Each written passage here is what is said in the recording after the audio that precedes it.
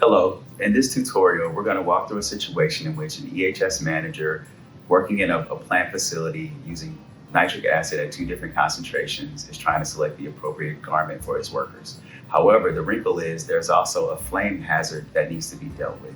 We're going to walk through SafeSPEC and kind of show you how that decision was made to select the right PPE in that situation.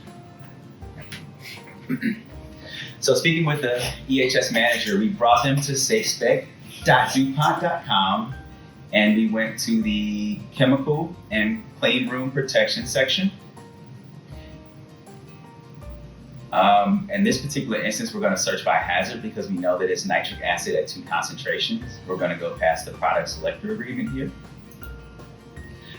So we know that it's nitric acid.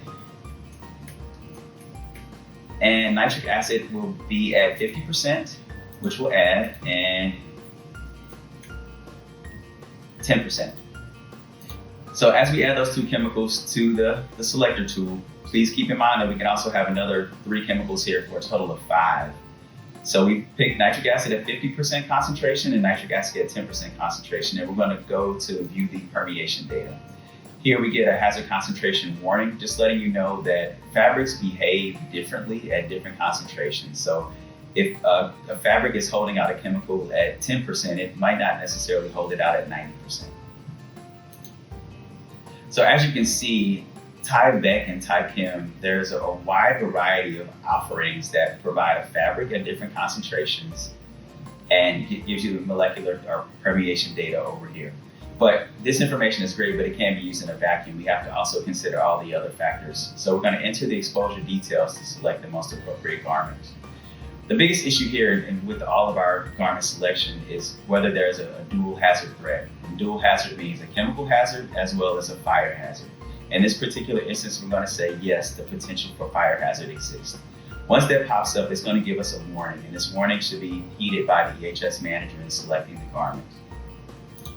Next, we're going to go to, are you appropriately wearing appropriate primary FR clothing for your fire hazard? We're going to say yes, this particular plant is using primary FR. And we're going to figure out how much material is the garment being exposed to. We're going to say that the exposure is moderate. The liquid exposure intensity, we're just going to say it's a splash or a spray.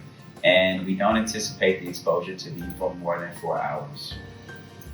The direction of exposure, we're just going to be conservative and safe from all directions. And finally, we're going to be asked if there's a bloodborne pathogen or biological hazard present, which we're going to say no. Once that information is put into the system, SafeSPEC does its algorithm and goes through the most appropriate garment for this particular situation. As we see here, although we had multiple fabrics that can withhold nitric acid for a significant amount of time, we see that this particular hazard scenario requires a FR garment. In this particular exposure, we have nitric acid, and we have 50% and 10%, and the intensity is a spray or splash. It's coming from all directions, and it's a 4-hour exposure. The primary garment that was selected was the Tychem 6000 FR, and it kind of goes up from there. And that concludes our overview of DuPont's product selector tool, SafeSPEC. Please be sure to go to the website online at SafeSPEC.DuPont.com for all of your personal protective equipment selection needs and hazard assessment needs. Thank you.